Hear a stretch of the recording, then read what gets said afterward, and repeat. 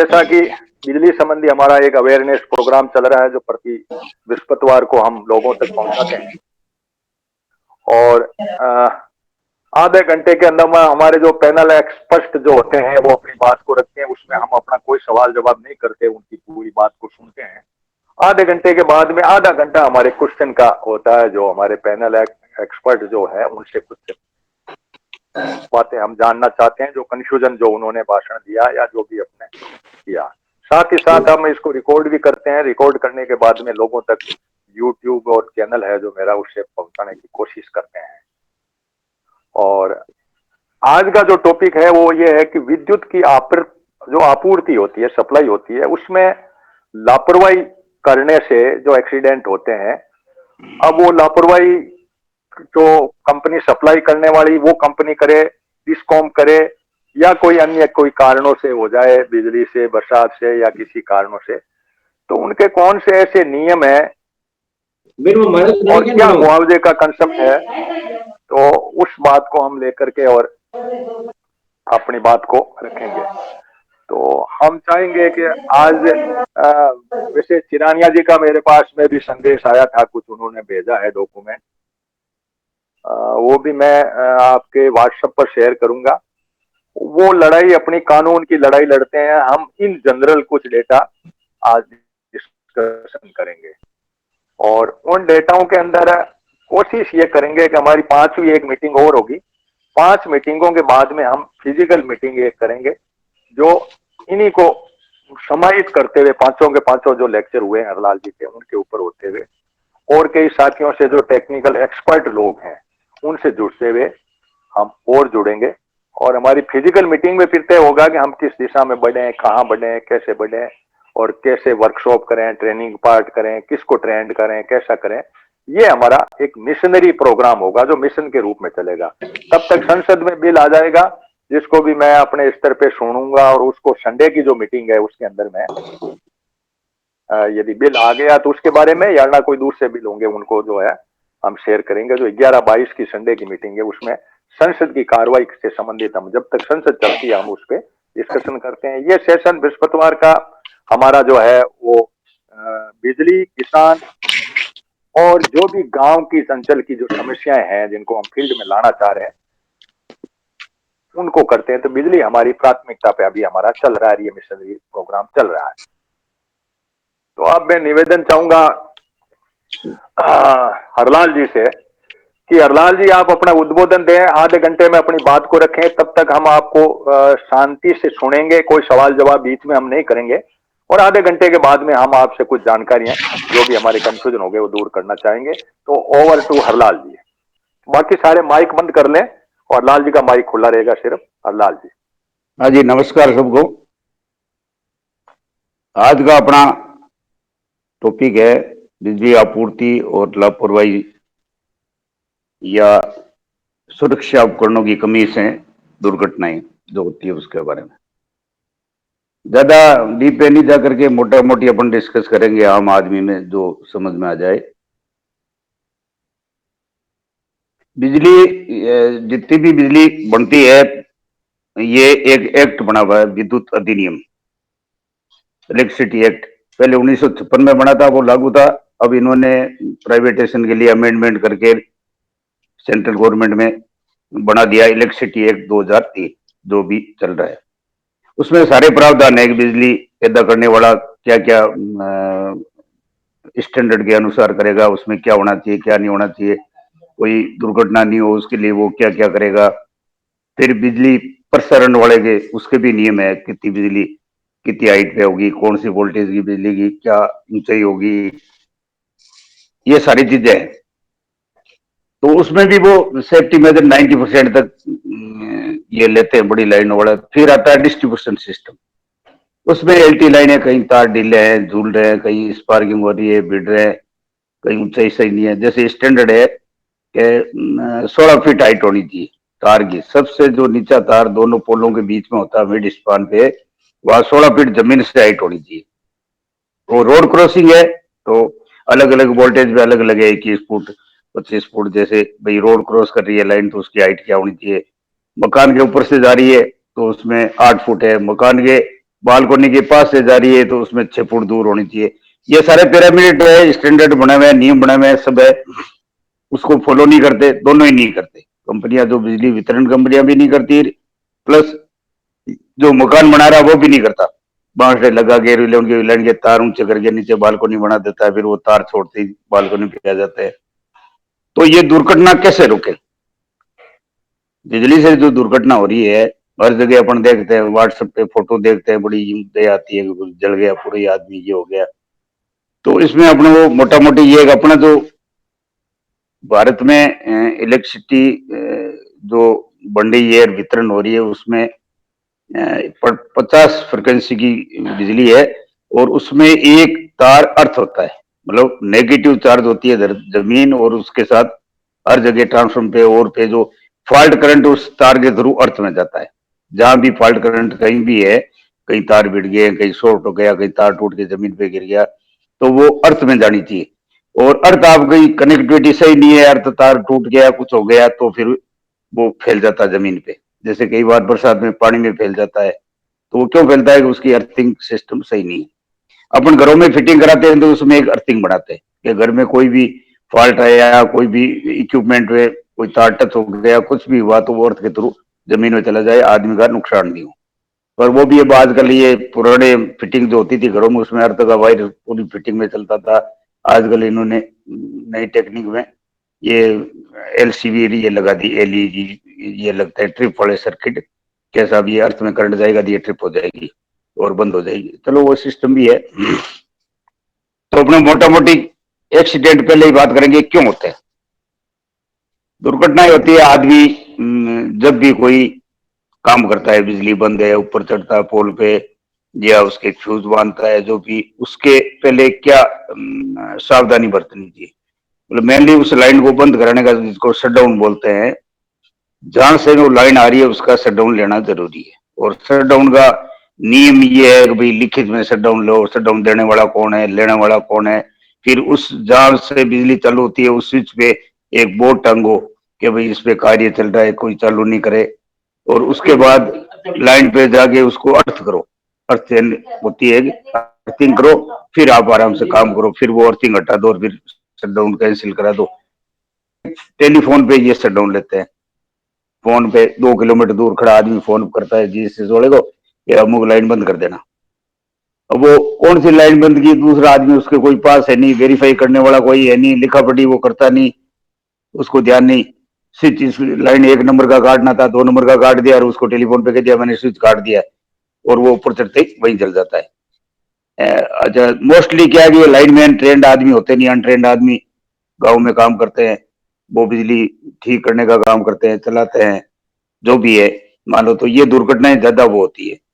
तो इसको रोकने के लिए अपने को अवेयर करना पड़ेगा। एक आदमी जो जिस काश्तकार के कुएं पे, जिस मकान पे बिजली ठीक करानी है, वो वहां जाए, जहां से बिजली आ रही है वहां जाके बैठे खुद, और वहां से लिखा पढ़ी लिख के शट डाउन लेवे, उस आदमी को खुद चेक करे, फिर वहां उसको के अर्थ करे यहाँ से, फिर आदमी को टेलीफोन करे कि भाई तू काम कर दे, मैं यहाँ बैठा हूं। तो ये दुर्घटनाएं रोकी जा सकती है।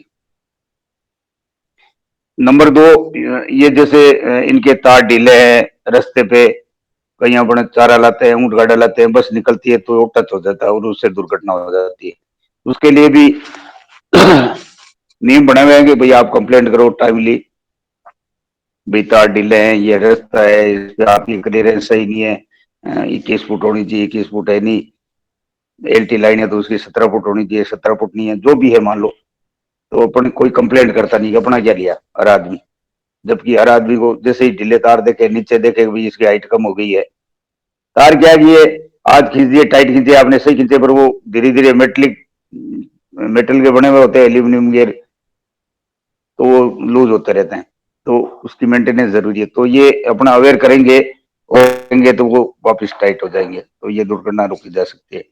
नंबर 3, अब दुर्घटनाएं होती है तो उससे पहले ये है कि भाई इंसुलेटेड प्लाइर होना चाहिए, उसके बाद दस्ताने होने चाहिए काम करने वाले के पास, अर्थिंग के लिए अर्थ चेन होनी चाहिए, उसके जूते होने चाहिए, और ऊपर चढ़ के झूले पे बैठ के काम करने के लिए झूला, ये उपकरण भी उसको आवश्यक है काम करने वाले के लिए। ये उपकरण मुहैया कराने होते हैं, जिस भी ठेकेदार का आदमी है तो ठेकेदार मुहैया करेगा, यदि किसी डिस्कॉम का आदमी है, किसी सरकारी कंपनी का है तो सरकार मुहैया करेगी।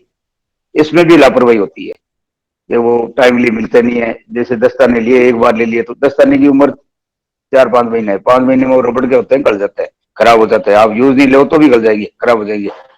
तो ये बार बार इनको देने, ये एक सिस्टम है, इसके आदेश भी निकले हुए हैं, आदेश की पालना नहीं हो रही है, लापरवाही ऊपर लेवल पे भी होती है, फिर नीचे वाले करते ही है, तो ये लापरवाही से दुर्घटना होती है। अब लाइव लाइन पे आदमी को, जो अनट्रेंड आदमी है, लाइन चल रही है, उसको पता ही नहीं कौन सा पिट रहा है कौन सा नहीं है, सीधा ऊपर चढ़ के हाथ लगाता है, अपने व्हाट्सएप पे ये फोटो देखते हैं पूरा ही जल जाता है, हड्डियां फसलियां अलग हो जाती है उसकी। तो इस 21वीं सदी में ये चीजें नहीं होनी चाहिए, और ये हो रही है। इसको रोकने के लिए अपने को सबको समझाना पड़ेगा कि भाई जानकारी नहीं है लाइन की तो उसके टच नहीं हो, बरसात में किसी खंबे के पास नहीं जावे, तार में करंट आ रहा है तो तार में इंसुलेटर लगा हुआ है नहीं है, नहीं है तो उसकी कंप्लेंट करनी चाहिए, भाई अमुक तार में इंसुलेटर नहीं है, आप इसका इंसुलेटर लगावे, करंट नीचे फ्लो हो जाता है। मतलब नजदीक में कोई लाइव वायर है, पानी गिर रहा है तो पानी के साथ वो करंट फ्लो हो गया, उस खंबे में प्रवाह होना शुरू हो जाता है। प्रॉपर अर्थिंग इनकी होती नहीं तो वो फैल जाता है जमीन में। फिर ये जो चौपाया पशु है उनके 10 वोल्ट से ऊपर करंट आना शुरू होता है, और आदमी दो पैरों वाले जो भी है उनके कहते हैं 70 वोल्ट करंट ऊपर वोल्टेज हो, तो ये अलग अलग है। पशु पहले ही मर जाता है, 10 क्यों मरते हैं कि उन 10-20 वोल्ट का करंट भी कहीं फ्लो हो रहा है तो उसमें भी ये खत्म हो जाते हैं। तो उसके लिए अपने को ये बाजार में टॉक टेस्ट भी आ गई, जो ऑन करते ही आपको बताएगा ये करंट है। जैसे तार के टच करने की, ऊपर तार है, आप नीचे से गुजरे हो, उसको ऑन करो, भाई तार में करंट, बिजली चालू है या बंद है, वो बता देगा कि भाई इसमें बिजली चालू है। कोई खंबे में करंट आ रहा है तो वो दूर से बता देगा। ये भी इक्विपमेंट, सेफ्टी इक्विपमेंट आ गए हैं बाजार में, और कोई ज्यादा कॉस्ट भी नहीं है उनकी, तो उससे भी अपन देख सकते हैं। गांव में जैसे ट्रांसफार्मर लगा हुआ है, उसमें तार ढीले हुए जड़े हुए नीचे लटक रहे, बरसात हो रही है, कहीं नंगा तार टच हो गया तो करंट आ रहा है, तो उसके लिए भी अपन को अवेयरनेस करके, जो भी कंपनी वहां है, बिजली कंपनी, उनको कहना चाहिए भाई इनकी गार्डिंग कराओ चारों तरफ, पानी भर रहा है वहां तो उसको निकासी का करना चाहिए। अर्थिंग सही नहीं है तो वो भी चेक करना चाहिए, भाई करंट आ रहा है, अर्थिंग सही नहीं है आपके तो करंट वो फैलेगा जमीन में, और यदि अर्थिंग सही है तो वो जमीन के अंदर चले जाएगा, कोई नुकसान नहीं करेगा। इस तरह ये नियम बने हुए हैं इनके, सबके वो फॉलो नहीं होने से, लापरवाही करने से ये अब घर के अंदर, जैसे अपन देखें कि घर के अंदर भी कई करंट से, मोटर चलाते हुए करंट आया, खत्म हो गया, अखबार में न्यूज पढ़ते हैं, वो कूलर के पानी भर रहा था, करंट आया, खत्म हो गया। ये क्यों होता है कि अर्थिंग सिस्टम नहीं है। भाई कूलर चार्ज हो गया आपका, उसमें कोई फॉल्ट आया, मोटर के थ्रू टच हो गई, बॉडी चार्ज हो गई 220 वोल्ट पे, अपने को पता ही नहीं है, अभी दिखती तो नहीं बिजली, तो उसका क्या करे। तो ये अर्थिंग सिस्टम हो तो वो फ्यूज उड़ा देगी, आपके वायरिंग तार जला देगी, जो भी है डिस्कनेक्ट हो जाएगी, या अर्थ में करंट जाएगा, आपके नहीं आएगा। तो अपने को ये पहले तो घर में ये करना चाहिए कि जो भी बिजली का इक्विपमेंट लगावे, ग्रीजर लगावे, कूलर लगावे, मोटर लगावे, तो उसकी अर्थिंग के से कनेक्ट करें उसको, ताकि जब भी मोटर जलेगी उसमें बॉडी वो और चार्ज नहीं होगी, आदमी के करंट नहीं आएगा। ये चीजें अपन अभी है नहीं, अवे वो लापरवाही करते हैं कि भाई कौन लगाएगा, मोटर में कब करंट रहता है। और अपन टोटल मिला के न्यूज़पेपर की पढ़े ना, सारे न्यूज़पेपर में नहीं आते तो भी न्यूज़पेपर में हर महीने में 2-4 आते रहते हैं। घर में मोटर चलाते वक्त, पानी भरते वक्त पानी ऊपर चढ़ा रहा था, बिजली करंट आया और ये खत्म हो गया। तो ये दुर्घटनाएं रोकी जा सकती है, अपन इसको थोड़े अवेयर हो, जागृत करें लोगों को, तो ये दुर्घटनाएं कम हो सकती है। अर्थिंग से जुड़ते ही मान लो कोई में कूलर में मोटर जल गई, फॉल्ट आया, कोई तार टच हो गया, गीला हो गए, सीलन के कारण वो इलेक्ट्रिकल प्रवाह हो गई, यदि आपका कूलर अर्थड है तो हाथों हाथ वो उसको अर्थ में चला जाएगा। करंट कम है तो, ज्यादा है तो वो फ्यूज उड़ा देगा, जो भी है, मान लो एमसीजी की ट्रिप हो जाएगी, आपके तार जल जाएगा, जो उसका मतलब वो करंट आपके आ नहीं सकता। क्यों, ये दिखने वाली चीज नहीं है कि भाई दिखती तो है, नहीं दिखती है तो अपन देख ले भाई, आग जैसे अपने को दिखती है कि भाई आग लग रही है तो अपन दूर रहते हैं, तो बिजली दिखती नहीं है उसमें, ये होता है। अब इनके अपन बात करें कि भाई कौन कौन से नियम, जैसे इंडियन इलेक्ट्रिसिटी एक्ट में तो नियम बने हुए हैं कि इतने आपके अर्थिंग का रेजिस्टेंस 1 ओम से कम कम होना चाहिए, तो ही वो करंट फ्लो होगा। ज्यादा रेजिस्टेंस हो जाएगा तो वो करंट फ्लो होगा नहीं, आदमी का जाएगा। फिर ये सेंट्रल इलेक्ट्रिकल अथॉरिटी है, उसने भी वो भी एक बना दी। भारत सरकार ने सेंट्रल इलेक्ट्रिकल अथॉरिटी, वो वैसे तो वो अधीन नहीं है किसी के, खुद काम करती है एक स्टेट से दूसरे स्टेट में, बिजली बेचना, बिजली लेना, बिजली की लाइनें खींचना, उसके वो कोऑर्डिनेट करती है उसको। और उसने नियम भी बना रखे हैं कि ये सेफ्टी मेजर है, ये आपको इक्विपमेंट रखने पड़ेंगे, ये आपको काम करने पड़ेंगे, अर्थिंग किस तरह होगी, उसमें दूरी क्या रहेगी, सब चीजें उसमें स्टैंडर्ड बने हुए हैं। उसको पालन करना हर कंपनी के लिए, हर बिजली उत्पादन करने वाले के लिए जरूरी है। तो वो कितना कर पाते हैं कोई चेकिंग नहीं है। और अपने जिले में एक राजस्थान सरकार ने एक इलेक्ट्रिकल इंस्पेक्टर बिठा रखा है। जिले लेवल पे सब इंस्पेक्टर होता है, फिर डिविजन लेवल पे इंस्पेक्टर होता है। उनका काम है, कोई फैक्ट्री लगाता है, कोई मोटर इंस्टॉल करता है, तो पहले इलेक्ट्रिकल इंस्पेक्टर उसको आगे चेक करता है कि उसकी अर्थिंग सही है कि नहीं है, वहां कितने आदमी काम करेंगे, उसमें बिजली की कोई फिटिंग में गड़बड़ तो नहीं है। ये सारी चीजें चेक करके वो सर्टिफिकेट जारी करता है, तभी वो उसमें कनेक्ट हो पाता है सिस्टम के साथ। ये पहले तो स्ट्रिक्टली था, सारे इंस्पेक्टर आते थे, चेक करते थे। बिजली की डिस्कॉम जो सरकारी कंपनियां है, प्राइवेट कंपनियां, वो भी कोई लाइन खड़ी करती है तो पहले इलेक्ट्रिकल इंस्पेक्टर या एक फीस जमा होती है 63 इंडियन इलेक्ट्रिसिटी के तहत, उसमें पैसे जमा होते हैं। फिर इलेक्ट्रिकल इंस्पेक्टर एक प्रमाण पत्र जारी करता है चेक करके, आके ये लाइन अब 33 के भी वोल्टेज पे चालू करने लायक है, 11 के पे 11 की लाइन है तो 11 पे, एलटी लाइन है तो एलटी पे ट्रांसफॉर्म लगाया तो वो परफेक्ट एक्ट के तहत सही है। ये प्रमाण पत्र जारी करने के बाद ही वो चालू होता था। अब पिछले कई सालों से इतना ये जाल फैल गया, इंस्पेक्टर वो उतनी ही पोस्ट रह गई, तो वो खाली प्रोविजनल सर्टिफिकेट वही ऑफिस में बैठ के दे देता है कि हाँ, आप तो आपका काम चालू कर दो, वो कभी चेक होता ही नहीं है। तो ये लापरवाही या नियम में ही लापरवाही होगी। जिस आदमी को ऑथराइज किया था कि आप चेक करके उसको लाइन सही होने पे प्रमाण पत्र जारी करो तो ही चालू होगी, वो ऑफिस में बैठा एक प्रोविजनल सर्टिफिकेट के नाम से फीस जमा होगी, हाँ, वो प्रोविजनल सर्टिफिकेट दे देता है कि हाँ जी आप तो लाइन चालू करो। जबकि रेलवे में ये अभी तक नहीं है। रेलवे में नियम जो बने हुए, लाइन क्रॉस होगी तो भाई कितनी हाइट पे है, कौन है, कैसे बनेगी, क्या क्या नियम है, उनके इंस्पेक्टर आते हैं, बिजली बिजली विभाग आते हैं, इलेक्ट्रिकल इंस्पेक्टर आता है, तो ही वो परमिशन देते हैं उसको चालू करने की। और फील्ड में ये सारे चालू कर रहे हैं, कोई परमिशन की जरूरत नहीं है किसी को। इलेक्ट्रिकल इंस्पेक्टर के ऑफिस भी नहीं जाते, फैक्ट्री वाली इनके सेट है, आदमी जाता है वहां, ये सब आपकी फीस कितनी है, 1500 रुपए, ये रसीद कटाई और वो प्रोविजनल सर्टिफिकेट। अब उसने अर्थिंग की है कि नहीं की है, वहां काम काम करने वाला मजदूर कोई मोटर जलने पे चिपक जाएगा, काम करंट आएगा, मशीनरी में आ जाएगा। ये सारी लापरवाहियां है जो नियमों में भी डील किया, वो अनदेखी कर रहे हैं, अनदेखी कर रहे हैं, तो ये दुर्घटनाएं होती है। और नियम में अपन डीपली जाए तो बहुत सारे नियम बने हुए हैं इनके, हर चीज का एक स्टैंडर्ड बना हुआ है कि किस कौन सी मोटर, कितने फ्लोर की मोटर में क्या रेजिस्टेंस होगा, क्या उसका अर्थिंग सिस्टम होगा, उसमें कौन सा वायर होगा, ट्रिप सर्किट क्या होगा, उसका सब चीजें उसमें है। पर उसको फॉलो नहीं करते, लापरवाही करते हैं, लापरवाही करते हैं तो ये जब भी मोटर जलती है तो एक दो करोड़ मांग मजदूर काम करने वाला कोई न कोई चपेट मारता है उसके, और वो जल जाता है। तो ये मोटा मोटी ये है कि अपने लापरवाही की वजह से, उसके लिए चिरानिया साहब है, कई लोग जूझ भी रहे हैं, भाई ये सेफ्टी इक्विपमेंट प्रोवाइड करो सबको, जो भी कर्मचारी है, बिजली के कर्मचारी, कम से कम बिजली के कर्मचारी भी हजारों की संख्या में साल भर में ये दुर्घटनाग्रस्त हो जाता है। वो भूलवंश इक्विपमेंट की कमी के कारण वो सीधा नेगेटिव तार को हाथ लगा देता है, वो चालू लाइन होती है या बैक फीड होता है।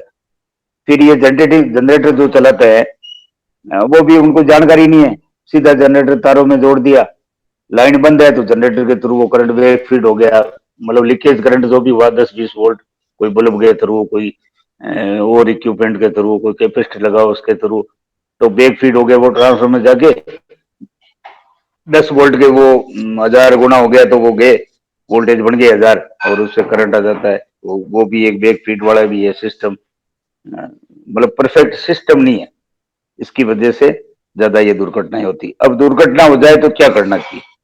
मान लो ये दुर्घटनाएं 100% अपन रोक नहीं सकते, कम कर सकते हैं। अपनी जानकारी रखें, सबको बतावें कि भाई आपने ये फिटिंग कराई तो उसका अर्थिंग कराओ। हर इक्विपमेंट घर में जो लगा हुआ है, आटे की चक्की है, आपका ग्रीजर है, आपका कूलर है, जिस पे हाथ लगा सकते हैं अपन अपनी पहुंच में, उन सब की अर्थिंग होनी चाहिए और अर्थ से जोड़ना चाहिए। परफेक्ट अर्थिंग की टेस्टिंग होती है, मेगर से टेस्ट कराते रहना चाहिए। ये चीजें करें तो उसमें ज्यादा सेफ्टी हो सकती है और अपन अवॉइड कर सकते हैं दुर्घटनाओं। फिर दुर्घटना हो जाए तो क्या करें? जैसे लाइन से दुर्घटना होगी, घर में दुर्घटना होगी, बिजली का करंट चाहे किसी वजह से लगो, तो नियम ये है कि दुर्घटना होती है आप पुलिस को इन्फॉर्म करो, उस बॉडी का पोस्टमार्टम कराओ, उसमें जो भी बिजली वहां सप्लाई करने वाली कंपनी है, सरकारी कंपनी है, प्राइवेट है, वो 5 लाख का मुआवजा मोटा मोटी तय है। बाकी फिर आप कोर्ट केस करो, ज्यादा कमाता था, कम कमाता था, उसका कितना बढ़ना चाहिए, वो बाद की बात है। पर 5 लाख रुपए ये एट ए टाइम उनका नियम है कि आपको देने हैं। फिर किसकी गलती से एक्सीडेंट हुआ वो कंपनी जांच करके उससे लेती रहेगी और कंपनी प्रोवाइड देगी।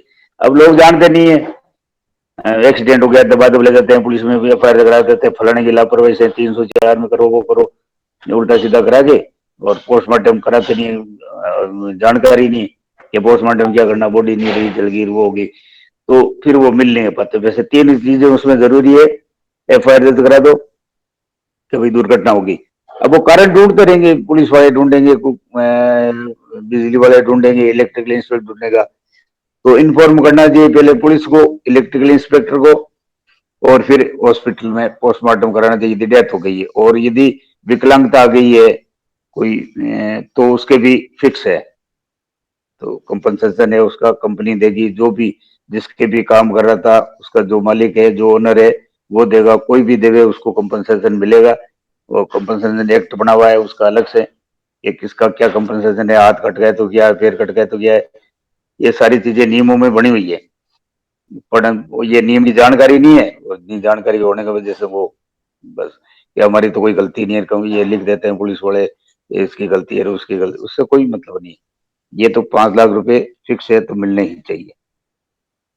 तो ये है। और अपने इसमें मान लो तार टूट गया, खेत में पड़ा है, तो उसके टोल फ्री नंबर पे कंप्लेंट करो। मान लो एइन जेइन वो कह दिया अटेंड नहीं हो रहा है, तो सबसे पहले अपनी ड्यूटी होती है कि भाई सप्लाई जहां से आ रही है उसको बंद कराओ। वो तुरंत बंद करेगा, नहीं बंद करता है, टोल फ्री नंबर है, हर डिस्कॉम के अलग अलग टोल फ्री नंबर है, नहीं तो 1912 है सबका नंबर, वहां कंप्लेंट कर दो। 181 है, उस पर कंप्लेंट कर दो, बिजली तुरंत बंद करानी चाहिए। ये हर नागरिक का कर्तव्य है कि तार टूटा हुआ दिख गया तो उससे कोई दुर्घटना नहीं हो, उससे पहले बिजली बंद करा दे, उनको सूचित कर दें, ताकि वो कम से कम दुर्घटना नहीं हो। ये भी कोई करता नहीं है, तार टूटा है, बिजली वालों को तो पता चले नहीं चले, अपन रास्ते गुजर रहे हैं, अपने को दिख गया तो तुरंत उसको अपनों को ये कार्रवाई करनी चाहिए। ये भाई लोकेशन है, इस लोकेशन में तार टूटा हुआ है, कौन सी लाइन है, क्या है, तो 181 वाला ये टोल फ्री नंबर वाले अपने आप ढूंढेंगे कौन संबंधित आदमी है, लाइन बंद कराएंगे। ये चीजें मोटा मोटी अपने ये है, डीपली नियमों में जाके।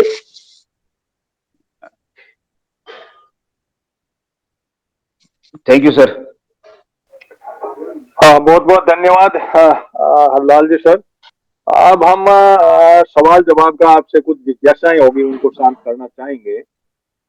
मैं अपनी ओर से एक आपसे जानकारी चाह रहा हूं कि ये इंस्पेक्टर वाली जो पोस्ट है, ये पोस्ट क्या वाकई हर डिस्ट्रिक्ट हेडक्वार्टर पे सब इंस्पेक्टर की मान लो जोन लेवल या जहां भी होगी, हर है अभी, या इनकी एक जैसे पटवारी को 3 गांवों का चार्ज दे रखा नहीं है, आपको फिर है सर, हर जिले पे, तो पहले तो हर जिले पे मेरी बात सुनो, हर जिले पे लगा हुआ है। कोई भी इंडस्ट्री चालू हो, कोई भी लाइन लाइन चालू हो, तो सर्टिफिकेट। पंजाब में तो ये जब तक इलेक्ट्रिकल इंस्पेक्टर मौके पे आके देख नहीं लेता, आपका घर का कनेक्शन वाली लाइन भी चालू नहीं कर सकते। वहां तो अभी ये चल रहा है कि चलो ठीक है। फिर हाँ। दूसरा दूसरा मैं ये जानना चाह रहा हूँ कि हम यदि हमारी टीम सोशल एक्टिविस्ट जो भी लोग हम जुड़े हुए हैं या हम सुधारवादी वो यदि हम अर्थिंग का सैंपल चेक करना चाहें तो क्या हमें ध्यान रखें कि अर्थिंग सही है कि नहीं है, ताकि हम उसको इलेक्ट्रिक वाले को कहें कि तुमने सर्टिफिकेट तो दे दिया लेकिन यहाँ का अर्थिंग सही नहीं है, ये कैसे कर सकते हैं हम? ये एक अर्थ मेगर आता है साहब, मार्केट में मिलता है, 1000-1500 का अर्थ इक्विपमेंट मेजर है। है। अर्थ अर्थ मेगर, मेगर मेगर, अच्छा। MEGGER। हाँ, अर्थ मेगर होता है। अच्छा। उससे अर्थिंग का रेजिस्टेंस चेक होता है कि भाई प्रतिरोधकता कितनी है इसकी। वो 1 से कम कम होनी चाहिए। 0.5 स्टैंडर्ड है, जैसे सेंट्रल इलेक्ट्रिकल अथॉरिटी का, ये अलग अलग इन्होंने बना रखे हैं। इंडियन इलेक्ट्रिसिटी एक्ट में है कि भाई इस लाइन का इतना होना चाहिए, वो एक चार्ट बना हुआ है। तो 1 से कम कम होना चाहिए रेजिस्टेंस, तो ये आपका अर्थ काम करेगा। यूनिटी से कम होना चाहिए। ठीक है, फिर तो ये सवाल भी आ गया कि हम यदि करें तो अर्थ मेगर खरीदें और उसके ऊपर अपने कुछ करें और इनको इलेक्ट्रिक खरीदे इंस्पेक्टर नहीं को तो हम अप्लाई करो। ये अर्थ मेगर अर्थिंग करके देगा इंस्पेक्टर को इंस्पेक्टर का काम है, वो अपना नहीं, आदमी मान भेजे। लो नहीं हो तो हम तो खरीद ही ले, पंगा बैठे इनके पीछे घूमे, इतने में तो हम सोच चेक कर लेंगे कि हमारे खुद के तो करेंगे कि हम तो सेफ है कि नहीं, हमारे जो भी जुड़े हुए लोग हैं वो तो कम से कम ये हाँ, कहेंगे कि हम सुरक्षित है कि नहीं। अब इसकी कंप्लेंट वो अर्थ सही नहीं है तो किसको करनी चाहिए? मान इलेक्ट्रिकल लो हमने इंस्पेक्टर अर्थ को। में अगर हाँ, इलेक्ट्रिक संबंधित इंस्पेक्टर को कंपनी करें। को और इलेक्ट्रिकल इंस्पेक्टर को, वो उसकी जिम्मेदारी है इलेक्ट्रिकल कंपनी इंस्पेक्टर की। कंपनी का मतलब ये डिस्कॉम जो जेई ये पे डिस्कॉम, हाँ ये हाँ हाँ, डिस्कॉम, हाँ, ये करेंगे सही। डिस्कॉम को और करें, ये नहीं करते हैं तो 181 में इनके, कर लें, टोल फ्री में कर दें।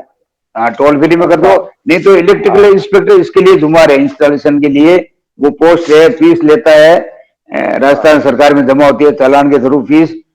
तो हाँ। उसकी जिम्मेदारी है कि ये सब सही नहीं हो तो उसको डिस्कनेक्ट कराने का आदेश देना। वो चेक करके डिस्कनेक्ट करेगा। कोई फैक्ट्री का अर्थ सही नहीं है, ये इस मोटर का सही नहीं है, कोई जीएसएस का सही नहीं है, तो ये उसकी भी जिम्मेदारी है। गवर्नमेंट ने उसको ऊपर एक अथॉरिटी बना रखा है कि भाई आप ये चीज ध्यान रखोगे। चीफ इलेक्ट्रिकल इंस्पेक्टर बैठता है जयपुर में अपने। चीफ इलेक्ट जो जितने भी ठेकेदार है उनका हाँ। रजिस्ट्रेशन करना, वो सारे वो करते हैं।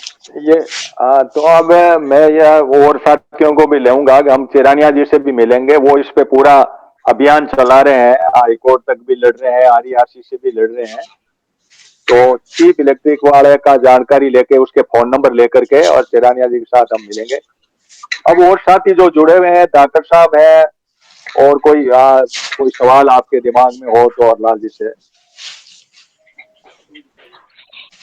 राम हाँ राम बोलिए साहब। डॉक्टर साहब। राम राम। हाँ। अरनाल साहब को न्यून प्रणाम। हाँ, जब जी ने विष्णु ने।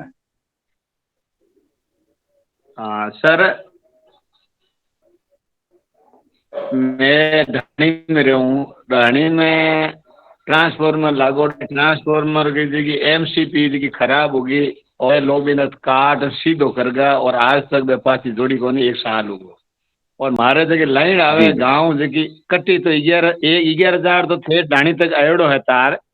और बाद में कटी हाँ 3 सर। तार है, कटी 11,000 है, कटी 2 है, कटी 3 है, लेन खांगी मांगी पड़ी है। जो बरसात का दिन में तो 15 दिनों एक ही लाइट आवे, रोज नहीं थम बांधा थोड़ी फूंक आवे क्यों वो आदमी जो भाटा में खाटा खोजी और जेसीबी प्रथम और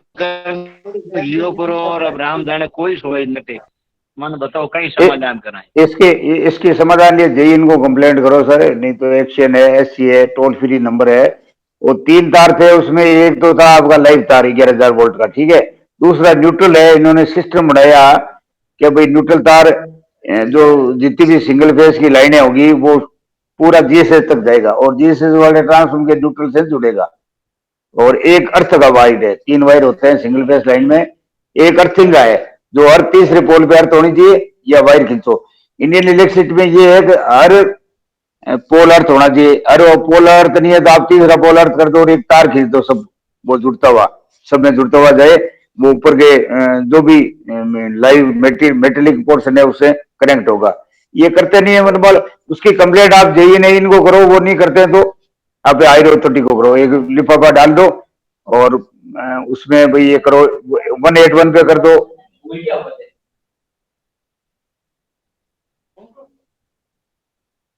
हेलो। इनके 3 तार चल रहे हैं ना, तो हर हाँ सर। तीसरे पोल पे कैसे अर्थिंग वाला क्या है आपका? ना मेरे और तीसरे पोल पे वो ठीक है, तार उस धन्यवाद। अर्थ वाले तार से जोड़ के एक तार लाके नीचे जमीन में स्पाइक गड़ेगा, जमीन में तो अर्थिंग यहाँ तो ये करेगा। तो कहीं नहीं है, हाँ, ये तो है हर तीसरे वाला तो कहीं नहीं है। सर पुरानी लाइन देखो, सब पुरानी लाइनों में है। अब ये करते नहीं है ट्रांसफार्मर है ना, भाई, इन्होंने कह दिया भाई भाई जहाँ में ट्रांसफार्मर 3 लगा अर्थिंग है, होगी सिंगल में। हाँ, वहां 3 अर्थिंग होगी आपके सिंगल। सर जहाँ ट्रांसफार्मर लगा ना वहाँ भी अर्थ नहीं है, उन्होंने एक एक चलो लोहे की डॉक्टर जो डॉक्टर तार साहब पड़ा को है ले ना, लेते हैं, उसको डाल दिया फिर है और जमीन आपको लेके में वो। हाँ, 3 अर्थ होते हैं सिंगल बेस ट्रांसफार्मर का, स्टैंडर्ड है 3 अर्थ होंगे। चलो डॉक्टर साहब को लेता हूँ मैं। डॉक्टर साहब आप बताओ अपनी कोई बात और कोई ये इसमें कोई जिज्ञासा बात। नहीं, घर में जो लाइट आ रही है उसमें भी फेस और अर्थिंग ये ट्रांसफार्मर से आ रहा है, तो इसमें घर अर्थिंग में कहाँ आता है सर? हाँ, घर में लाइट होती है, उसमें 2 तार आते हैं, एक न्यूट्रल का और एक लाइव वायर होता है करंट का। अब न्यूट्रल का वायर वो जुड़ा रहता है ट्रांसफार्मर में, अर्थिंग न्यूट्रल अर्थिंग होती है तो वहां से जुड़ा तो रहता है, पर उसमें कहीं कहीं उम्र आ जाते हैं आपकी परफेक्ट थोड़ी थी वहां। जैसे ट्रांसफार्मर खुद ही 10 वोल्ट पे चार्ज है, उसका न्यूट्रल सही नहीं है, तो वो 10 वोल्ट पे चार्ज है तो वो 10 वोल्ट उसका आपके कूलर तक आ जाएगा। न्यूट्रल नहीं, है तो वो उसका तार। हेलो, एक न्यूट्रल और घर में करना है क्या? नहीं न्यूट्रल नहीं करना, अपने को तो एक अर्थ वायर खींचना अलग से है, अपने घर की अलग, न्यूट्रल से नहीं जोड़ना, किसी को नहीं जोड़ना। एक अर्थ करके अपने जो इक्विपमेंट लगे वो आजकल फिटिंग में देते हैं, एक फिटिंग में एक तार देते हैं अर्थ का, उससे इक्विपमेंट जोड़ना। जैसे ग्रीजर लगाया तो उसको उस अर्थ से जोड़ दो, अपना अर्थिंग अलग है। आपने कूलर लगाया तो उसको जोड़ दो, आपने पानी की मोटर लगाई तो उसमें सब पे अर्थिंग का एक नट कसा रहता है। आप मोटर लाओगे उसमें देखना अर्थिंग के लिए एक जगह बनी होगी, एक नट लगा रहेगा, उस नट में कस दो तो कभी भी उस मोटर का तार खुल गया, कोई अंदर से तार शॉर्ट हो गया तो मोटर की बॉडी करंट पे चार्ज नहीं होगी, वो करंट आपके चला जाएगा अर्थ में, तो या तो तार जला देगा या फ्यूज उड़ा जाएगा, तो भी एमसीबी ट्रिप हो जाएगी। आपका घर का अर्थिंग सिस्टम सही है तो आपके किसी इक्विपमेंट से आपके करंट नहीं आएगा। अब जैसे अपने मिक्सी लाते हैं 3 पिन लगी रहती है ना उसमें, हेलो, जो भी लगी। मशीन करे 3 पिन, एक ऊपर की पिन अर्थ की होती है, एक न्यूट्रल फेस और ऊपर की अर्थ की, वो जो ही पिन अपन डालते हैं उसमें फिटिंग में वो से जुड़ जाती है। कौन सी? जो अपन मिक्सी चला रहे हैं, जो भी इक्विपमेंट चला रहे हैं, तो अपने घर में ही अर्थिंग है ही नहीं तो वो कहां से जुड़ेगी, पड़ी रहेगी खाली। हाँ। और उसमें करंट आएगा तो आपके झटका लगेगा, जो भी है मान लो हो सकता है। ये सारे नियम है कि बिना अर्थिंग तार के वो आपको कोई इक्विपमेंट बेच के नहीं सकते। बाजार में जितनी चीजें मिलेगी 3 पिन वाली मिलेगी, 1 पिन अर्थिंग की है, तो ये नियम है। और अपने घर में अर्थिंग ही नहीं है मान लो तो फिर अपने उस पिन का उपयोग ही नहीं है, नियम तो बना दिए पर अपने नियम फॉलो नहीं किए। तो घर में अर्थिंग हो सब जगह, और वो ऊपर का जो 3 पिन का ऊपर वाला होता है ना, बड़े वाला, वो अर्थिंग से जुड़ा रहेगा। मान लो ये फिटिंग में तो अर्थ डाल सकते, तो आप अर्थ कर सकते हो। जैसे कूलर लगाए तो उसमें थोड़ा कह दिया भाई तार जोड़ी अर्थिंग में डाल दे, और एक खड्डा खोद के अर्थिंग किया, नॉर्मल खड्डा खोद दिया, उसमें कोई चीज डाल दी और उसको या जो बालू बीती जो नमी रखे, कोयला डाल दो। नमक तो उसमें डालते हैं, कॉपर हो तो नमक डालते नहीं, लोग नमक खा जाता है, तो नमक जो ही नमी सोखने वाली चीज उसमें डाल दें, भाई रेत डाल दें, बजरी डाल दें, और वो अर्थ हो गया आपका। 5 फीट का खड्डा खोदा उसमें डाला और वो अर्थिंग हो गया, तो आपके घर के कोई इक्विपमेंट में करंट नहीं आ सकता। एक हरलाल जी, ये आप जो कह रहे हैं अर्थिंग के मामले में, तो आजकल तो ये कोई एल्यूमिनियम की रोड है, वो 6-7 फुट लंबी है। हाँ, वो एक ही बात है सर, वो लगे एल्यूमिनियम नहीं, लोहे की रोड है, कुछ काम। हाँ, लोहे की रोड है, कामयाब हाँ ये है, जो स्पाइक होती है वो, हाँ वो सही है, परफेक्ट है। उसमें वो इलेक्ट्रोड, हाँ डॉक्टर, हाँ वो इलेक्ट्रोड बना, इलेक्ट्रोड गैल्वेनाइज्ड है ताकि कोई लोहा जंग नहीं खाए उसको, और वो आगे से नुकीला होता है तो वो इलेक्ट्रोड बन गया, इलेक्ट्रोड के थ्रू करंट जमीन में चला जाता है। एक ये छत में जो करंट आता है, मतलब कोई पंखा अंका जल जाए तो उसका अर्थिंग परफेक्ट नहीं है, अर्थिंग परफेक्ट नहीं है, तार छत के अंदर डाले हुए, छत के अंदर आरसीसी सरिये है, वो पूरी छत में फैल जाता है। हाँ, मतलब उसमें अपनी अर्थिंग परफेक्ट हो तो वो तार जहां से टच है, जहां से वो करंट उसको दे रहा है वो वहां से जल जाएगा। अर्थिंग सही है तो ज्यादा करंट फ्लो होगा, फ्लो होकर वो जल जाएगा, वहां से डिस्कनेक्ट हो जाएगा। अर्थिंग सही नहीं है तो वो लीकेज करंट उसमें जाता रहता है छत में। कोई आपकी छत की वायरिंग है ना, पाइप अंदर चल रहा है, उसमें नमी है नहीं, मतलब और वायरिंग उसके अंदर लोहे कभी लोहे के तार है। नहीं जी, वो कभी जैसे कोई पंखा जल गया तो उसके बाद पूरी छत में पंखा करंट चल गया, हाँ, पंखा चल गया तो पंखा जुड़ा हुआ है ना, हुक, हुक किसके साथ है, आरसीसी की सीढ़ियों पे लटका हुआ हुक, जी। तो सीधा वो पंखा चार्ज हो गया, उसमें अर्थिंग सिस्टम है नहीं, तो पंखा चार्ज हो गया 10-20-50 वोल्ट पे, तो आपके जो शरीर से जुड़ा हुआ उसका हुक, वो हुक ने उस पूरे शरीर को दे दी, पूरी छत पे आएगा, पूरी छत पे आएगा वो, तो ज्यादा आरसीसी है सब पे आएगा। सिलन हो तो ज्यादा आएगा, सिलन नहीं है तो कम आएगा। चलो अब मैं अरविंद जी आप आ जाओ। अब अपनी जो मीटिंग है वो इस दूरी पे पहुंची है कि हम अर्थिंग के मामले में अर्थिंग को नाप करने के लिए मेगा जो भी अर्थ मेगर है वो खरीदने की तैयारी करें और कुछ एक्सपर्ट टेक्नोक्रेट लोगों को ट्रेनिंग यहाँ पे अरलाल जी जैसे से या जहां से भी जो भी हो कंपनी वाला जो है खरीदने वाला उससे दें और उसके अंदर हम यदि 100 सैंपल टाइप ऐसे कोई अर्थिंग सही है कि नहीं है एक तरफ बढ़े और फिर ऊपर जो चीफ देखता है सिरानिया जी को कह के कि भाई फील्ड में ये डेटाबेस है इस पे आपको क्या कर रहे हैं। तो अरविंद जी अब इसमें आप प्लान में बताओ क्योंकि राजस्थान के आप इसके पूरे विद्युत के मामले में आपको हमने माना है कि भाई आप लीड करते हुए करेंगे तो आज के सेशन का यदि हम अर्थिंग इंस्पेक्टर और मुआवजा लेने के लिए पोस्टमार्टम एफआरआई और वो ये 5-4 बातें हमने आज के सेशन में डिस्कशन की है। आपको रखो 2 मिनट में बोलता हूँ हनुमान जी, 2 मिनट। चलो जबकि डॉक्टर साहब कोई 2-5 मिनट आपकी बात हो तो फिर पूछ लें आप, आपकी कोई जिज्ञासा बच्ची हो आपके पास में। जी बड़ी काम की बात बताइए अर्थिंग वाला जो मामला हमारे गांव है।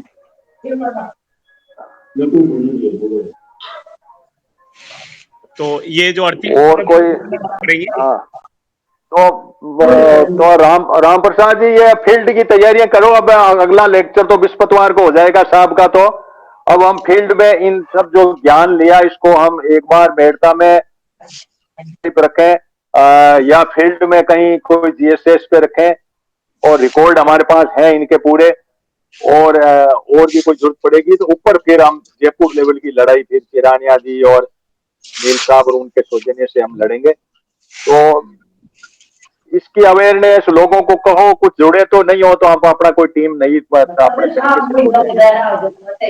जितने भी है इसमें ये है कि ये जो अर्थिंग वाली जो बात है ना, इसके लिए तो हनुमान जी जागरूक करना पड़ेगा लोगों को। बिना जागरूक है लोगों को पता ही नहीं है, लोगों को बिजली वाले कह देते हैं क्या फर्क पड़ता है और करता है, तो वैसे सारा खेल जागरूकता का ही है। एक तो वो अर्थिंग मेजर जो है वो साहब से लेके वो पता करते हैं जयपुर वगैरह से खरीदते हैं, खरीदने के बाद में एक टीम तैयार करते हैं जो कम से कम 5-50 घर के तो नाप लें पहले।